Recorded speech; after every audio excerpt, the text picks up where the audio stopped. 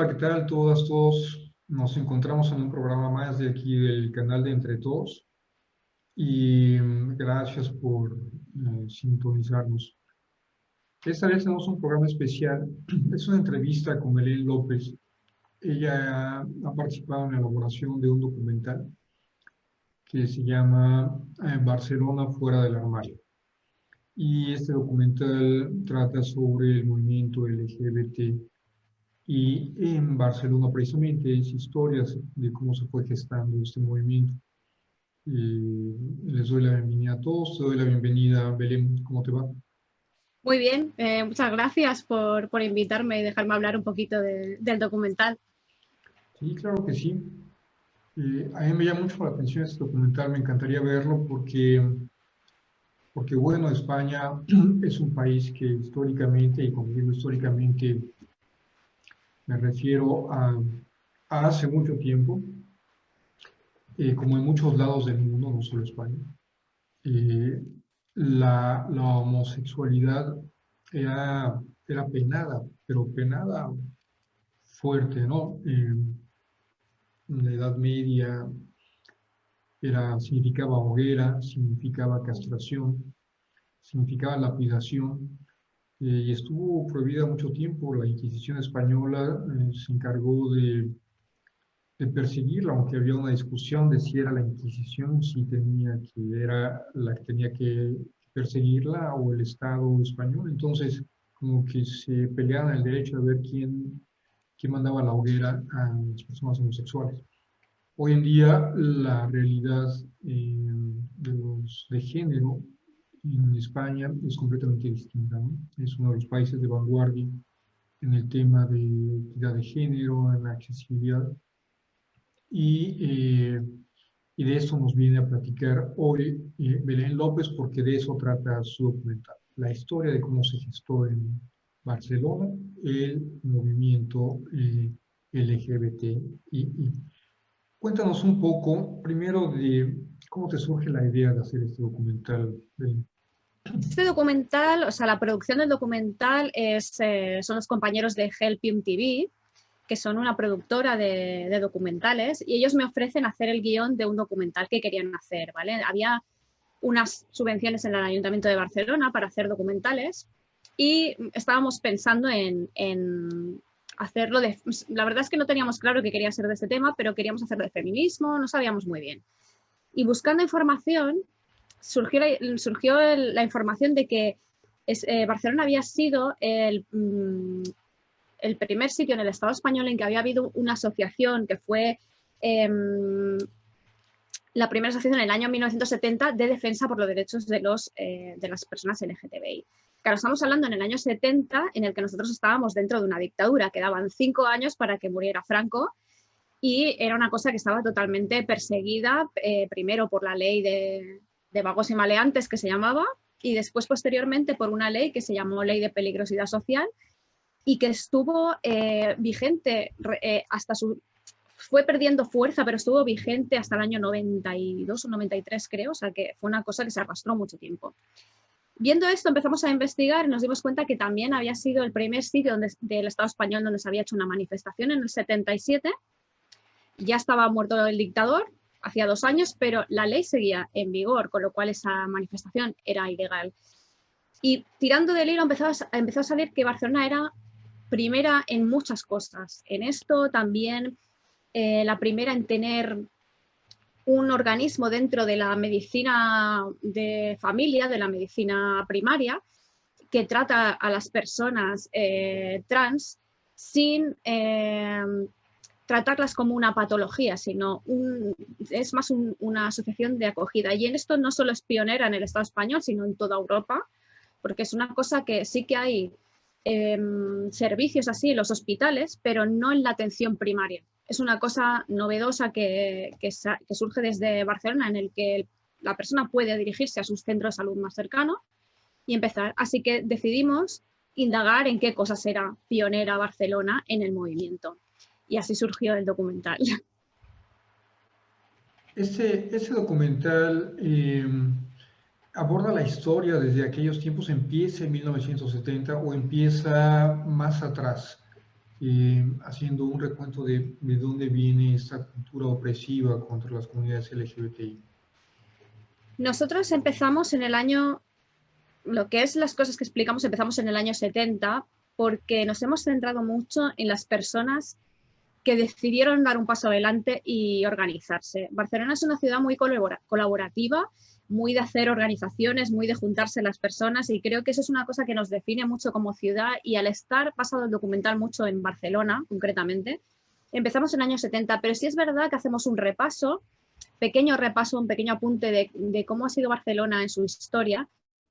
Y empezamos un poco en la época de la Primera Guerra Mundial. En la Primera Guerra Mundial España no participa, es uno de los países europeos que no participa en la guerra, y eso atrae a muchísimas personas de los países que están en guerra hacia Barcelona. Es un caldo de cultivo para que vengan artistas que han tenido que huir de otros países que están en guerra, y empieza un movimiento de artistas transformistas. Empieza a haber los primeros locales de ese estilo en Barcelona, y siempre a raíz de esto ha sido una ciudad muy abierta. También es verdad que es una ciudad portuaria, una ciudad, aquí en España es una ciudad en la que llegaba tráfico de todo el mundo por el puerto, y siempre ha sido una ciudad muy abierta. Y eso es lo que nos hemos centrado, ¿no? En que viene un poco con el carácter de la ciudad. No es porque sí, sino que todo este movimiento de apertura y de respetar los derechos de los demás viene un poco dado también por la idiosincrasia de la ciudad. Excelente. Oye, tengo una duda. En 2005, si no mal recuerdo, fue José Luis Zapatero quien abrió todo esto, ¿no? Y equiparó los derechos de las personas homosexuales a las personas heterosexuales. Entonces, digamos que ahí se acabó la diferencia, creo. ¿Qué pasa en Cataluña en esa época? ¿En Cataluña ya estaban equiparados o todavía no? Tú cuenta que en lo que tú dices en 2005 es la ley de parejas, que sería lo que aquí llamamos coloquialmente la ley de matrimonio homosexual. Es decir, que todo el mundo puede casarse con todo el mundo, pero hay una ley anterior de finales de los 90, en el cual aquí en Cataluña ya se reconocen a las parejas sin llamarse matrimonio y sin tener los mismos derechos exactamente, pero ya se reconocen a las parejas homosexuales en temas de herencia, etcétera. Esto parte de un caso del año 93 en que hay el primer juicio aquí en Barcelona de una persona que pierde a su pareja y reclama la herencia como pareja de esta persona. Oye, hay un tema que a la sociedad le parece algo delicado, que es adopción. Entonces, en esta ley de Cataluña, ¿ya la adopción estaba reconocida o se reconoce hasta el 2005 o después del 2005? No lo sé. Esto entra, yo creo que entra con la misma ley, no estoy exactamente segura, pero sé que esto entra con la ley estatal. O sea, esto en Cataluña no se podía hacer hasta que la ley estatal lo permite. Sí que es verdad que se hacían, bueno, es para las personas al final quieres tener tu familia, y se han hecho cosas para intentar que esa familia estuviera lo más legal posible, pero claro, por ejemplo, pasaba que en otros países europeos era que era legal la adopción, iban al otro país, adoptaban, llegaban aquí y resulta que uno era el padre legal y el otro no tenía ningún derecho aquí porque aquí no existía esta ley, ¿no? Entonces, en Cataluña sí que se dieron pasos previos a esto con esta normativa anterior, pero lo que es el derecho como tal para la adopción entra con la legislación estatal. Para nuestro público, nada más les comentamos, aquí en México la situación es más o menos la siguiente. La Suprema Corte ya desde hace tiempo ha declarado inconstitucional el prohibir en los registros civiles el casamiento entre personas del mismo sexo. Eso es inconstitucional, esa prohibición. De tal manera que en muchos estados del país, en donde aún no se modifican esos códigos civiles, la gente no se puede casar, solo lo puede hacer a través de un amparo. Entonces van, solicitan su amparo, que es un amparo, digamos, ganado de antemano, y la justicia los ampara, la presentan en el registro civil y se pueden casar en cualquier lugar del país. Esa es la situación. Todavía se resisten los estados aquí en el estado en el que vivimos, Yucatán. Es reciente, tendrá un mes que el Código Civil se modificó a partir de una sesión del Congreso del Estado. Entonces, ¿esto por qué lo comento? Lo comento porque para que vean qué tan avanzada está Cataluña, que desde el 70, tú nos comentabas, ¿no? Y por ahí leí que ahí se dio el primer desfile, digamos, lo que hoy se llama aquí en México el orgullo gay, el Pride. Sí, es lo mismo. En el año 77, la primera manifestación fue en el año 77, aquí en Barcelona. ¿Y la primera que se dio en toda Europa fue ahí en Barcelona?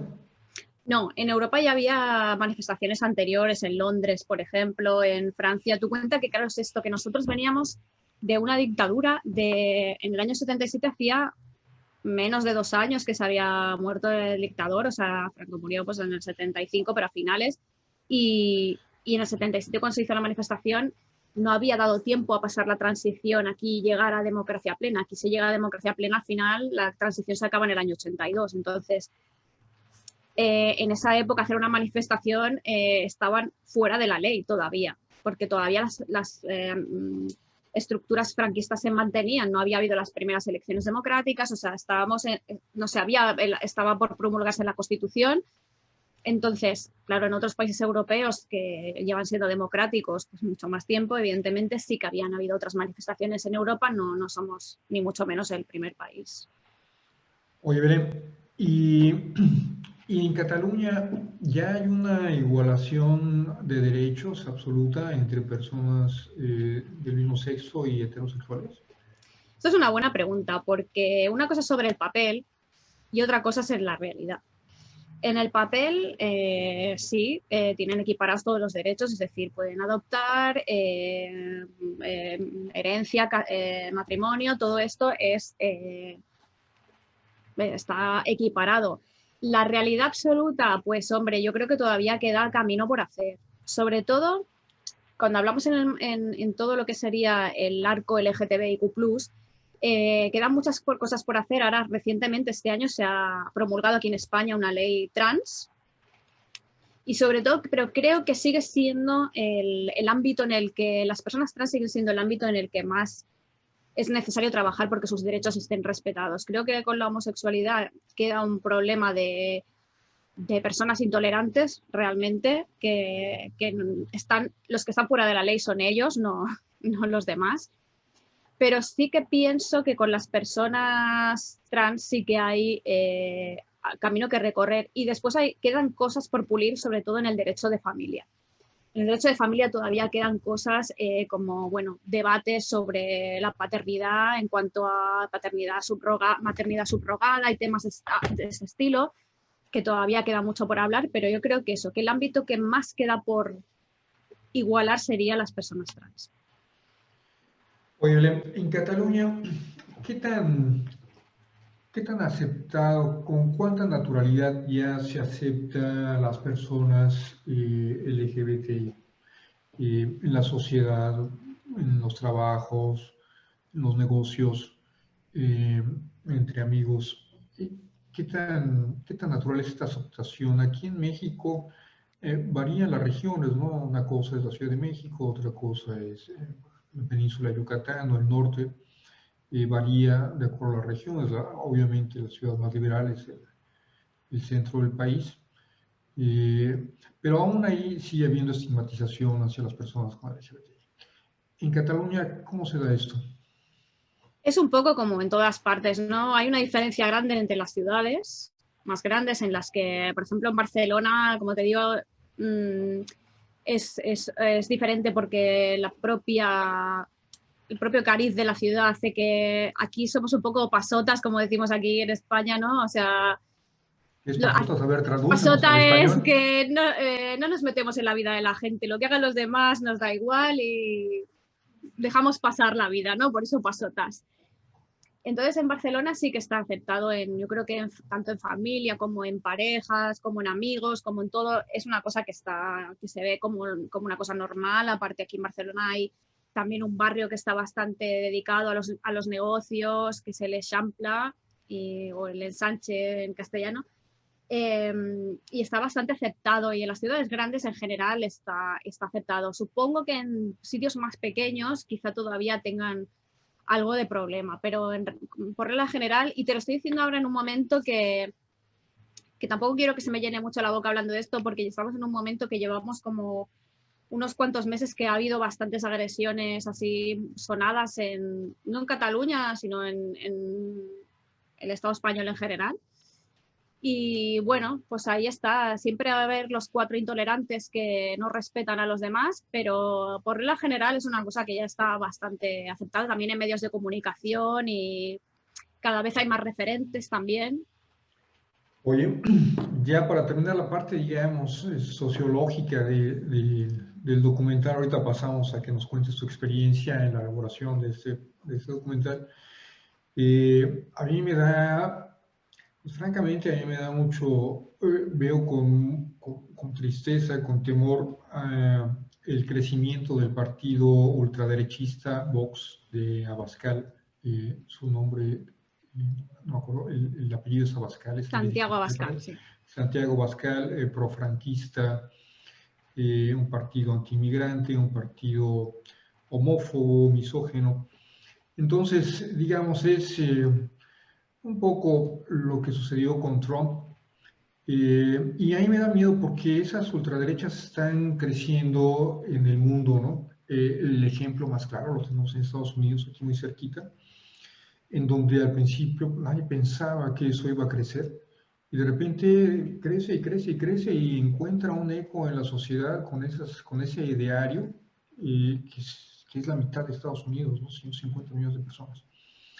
Entonces están creciendo y el partido Vox está creciendo. ¿Esto cómo resuena en Cataluña? ¿Cómo le resuena a ustedes que se han dedicado a hacer este documental sobre la historia de los derechos LGBTI? Claro, en Cataluña, en ese sentido, por nuestro momento político, Vox es un partido extremadamente minoritario en comparación a otros sitios de España, también porque nosotros tenemos una historia propia, y no sé si sabéis, ¿no?, el tema independentismo y tal. Entonces, aquí como partido no tienen la fuerza que tienen en otros sitios. Al fin y al cabo, siempre que hay un momento de crisis en el que el ser humano tiene miedo de lo que pueda venir, este tipo de partidos se aprovechan de ese miedo, viven del miedo estas personas. Son partidos que fomentan su mensaje en el miedo, y detrás del miedo va el odio. Esto no se lo han inventado ellos, quiero decir, siempre están ahí esperando a que haya un momento en el que su discurso funcione porque la gente esté más asustada. Está claro que ese fomentar el miedo y el odio nos lleva a esto que estaba explicando, que hay un aumento de agresiones. También es verdad que hay un aumento de denuncia social, tanto policial como social, en que la gente ya no aguanta estas cosas porque estamos en una sociedad en la que es abierta y que hay un respeto hacia los demás, y cuando pasan estas agresiones o cuando se hace esta transgresión de pisar los derechos de los demás, la gente actúa enseguida porque ya no tolera este tipo de cosas. Pero bueno, Vox pues sí, es innegable, ¿no? Ha tenido un crecimiento que yo pienso que es, pues como ha pasado en Estados Unidos, un momento de arrastrar una crisis económica muy, muy larga, sumado a una pandemia mundial, es el caldo de cultivo perfecto para el miedo, y estas personas, estos tipos de partidos sin el miedo no son nada. Bueno, hay que seguir de cerca qué sucede en España, porque tenemos 2 ejemplos mundiales, Bolsonaro y Trump. Eran movimientos marginales en su momento, y como tú dices, a partir del miedo, crecieron y ya estuvieron en el poder, ¿no? Bolsonaro sigue en el poder. Belén, pasemos al tema del proceso de realizar el documental. Me gustaría que me cuentes 2 cosas. ¿Cuáles han sido, primero, tus mejores? Cuéntame un par de vivencias, las más lindas, las más inspiradoras, Madre mía. durante el proceso de elaboración de un documental. Siempre se aprenden unas cosas maravillosas cuando uno hace.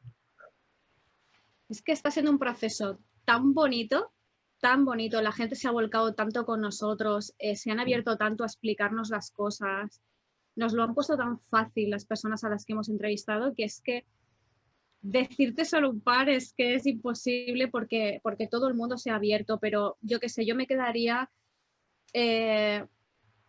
yo soy muy sensible con los niños y con las personas que todavía son más vulnerables. Entonces, por ejemplo, pues es súper bonito escuchar a Katy, por ejemplo, que es la presidenta de las familias LGTBI, que es la Asociación de Familias LGTBI, que explicaba que había nenes que no se creían que iban a conocer a otras familias como ellos, que tenían 2 mamás o 2 papás, y que cuando llegaban a los encuentros, claro, de repente se veían que no eran los únicos, que había más gente que tenía 2 papás o 2 mamás, y que eso era, pues claro, que los niños salían maravillados y viendo que no eran únicos, ¿no?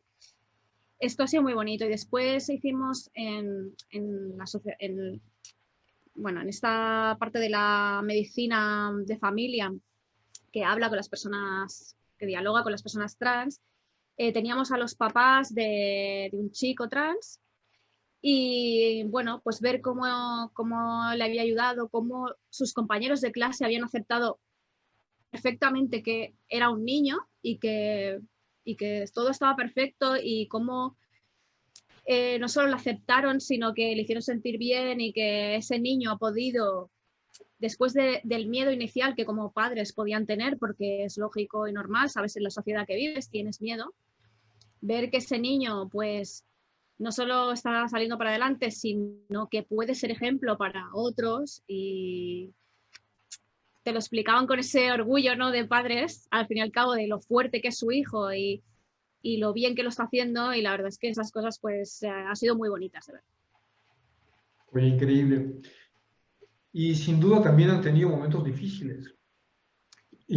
¿Cuál ha sido en este proceso, digamos, los momentos más difíciles para elaborar el documental? Y no me refiero a conseguir el presupuesto, sino siempre hay obstáculos, ¿no? A veces. ¿Cuáles han sido en su caso esos obstáculos? Yo, más que obstáculos, creo que ha sido un poco la curva de aprendizaje en este sentido, porque tanto mis compañeros de Helpium como yo, pues a ver, ya estamos todos rondando los 40, entonces quizá venimos de una generación todavía que hay cosas que nos faltan por aprender, ¿no? Y yo creo que ha sido el ir intentando respetar al máximo a todo el mundo, preguntar las cosas con respeto, lo que no entendíamos preguntarlo, porque claro, veníamos de, pues, gay, lesbiana, bisexual. Teníamos estas 3 casillas para meter a la gente, ¿no? Y claro, hemos llegado a este documental a conocer otras realidades, tanto de orientación sexual como de género, que eso también en el que íbamos un poco despistados, la verdad.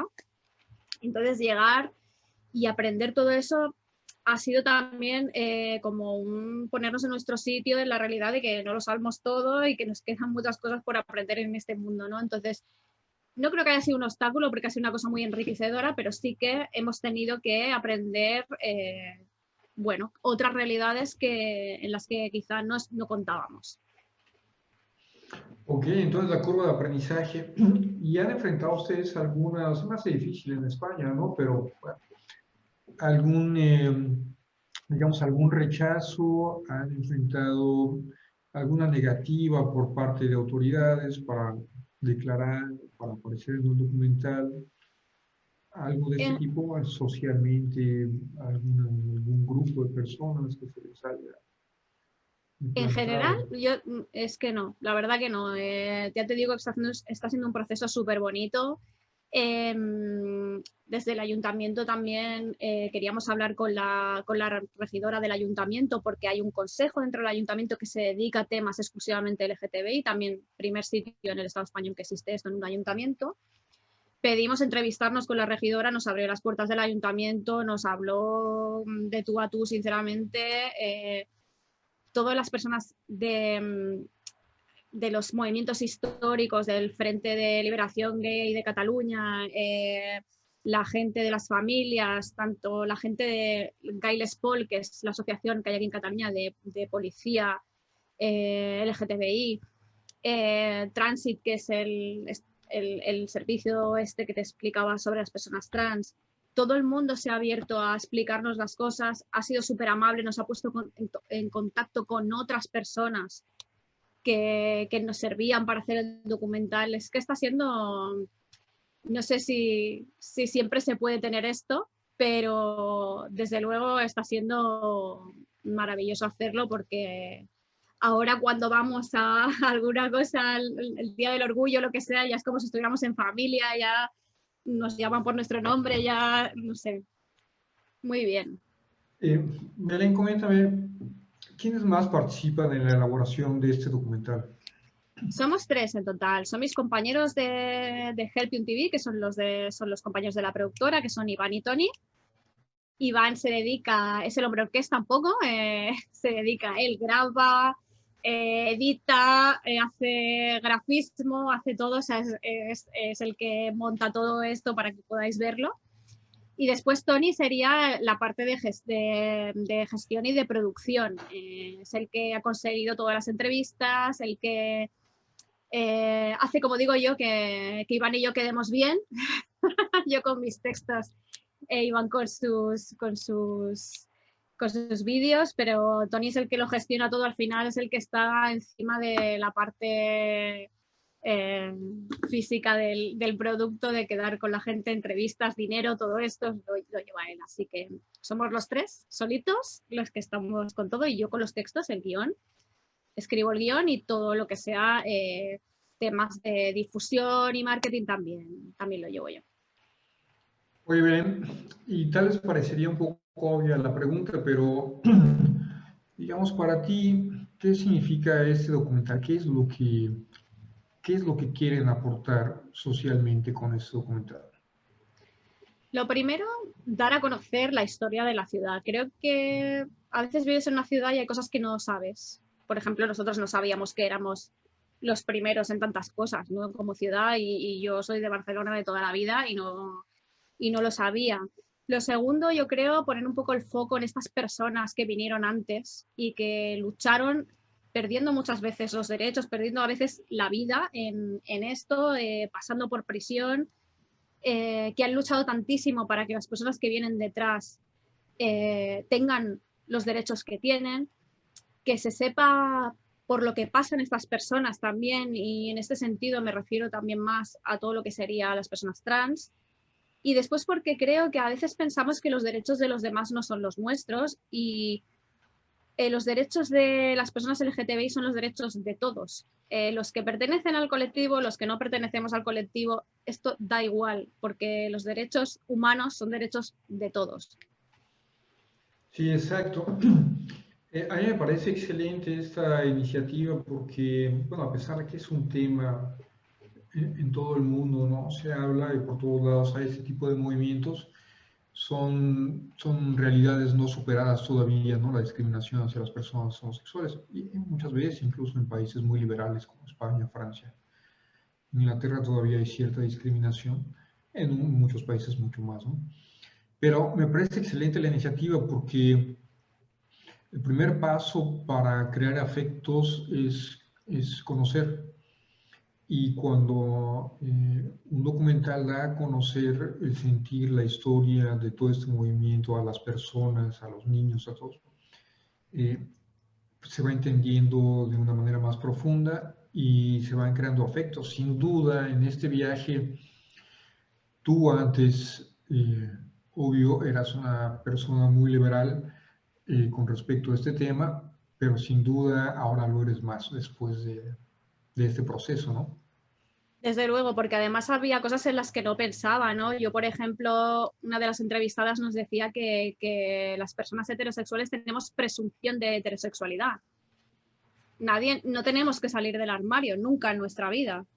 Sin embargo, las personas gays sí. Esto era una cosa que decía que esta presunción de heterosexualidad tenía que desaparecer. ¿Por qué las personas gays tenían que salir del armario?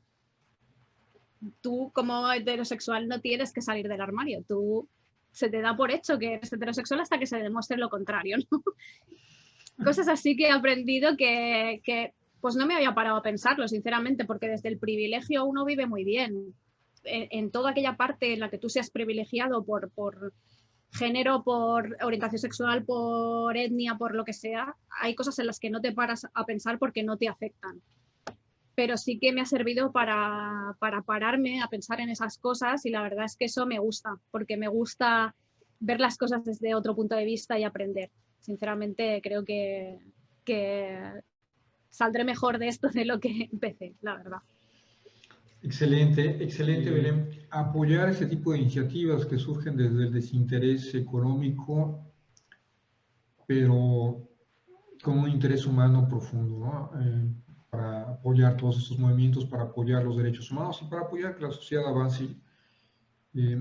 Siempre los avances son excelentes. Entonces, deciros que de verdad es un tema importante porque todos los temas que tienen que ver con respetar a los demás, con ser una sociedad más abierta y más respetuosa, con entender que la vida de cada uno es de cada uno y que al final tenemos que ir de la mano caminando juntos y construyendo juntos a mejor. Todas estas iniciativas son importantes por esto, ¿no? Porque creo que al final nos hacen mejores, una sociedad más tranquila, más abierta y más tolerante. Excelente, pues ya lo saben, tengan lista en su alacena, listas las palomitas para poder ver este documental. Y los pañuelos, porque a lo mejor lloráis un poquito, ya os lo digo también. Palomitas y pañuelos, claro que sí. Belén, pues te agradecemos mucho que hayas participado aquí y invitamos a todas y todos nuestros espectadores, todos quienes ven este canal, que apoyen este tipo de iniciativas que le hacen mucha falta al mundo todavía. Aquí en México nos hacen falta. Hay muchas iniciativas aquí en México en ese sentido, hay avances, pero necesitamos seguir promoviendo este tipo de ideas, este tipo de apertura y con el objetivo de generar una sociedad más incluyente, ¿no? No solo con las personas LGBTI, con los indígenas, con las personas con discapacidad, con todos esos grupos vulnerables. Las mujeres, desde luego, ¿no? Que no son minoritarios, pero son vulnerables.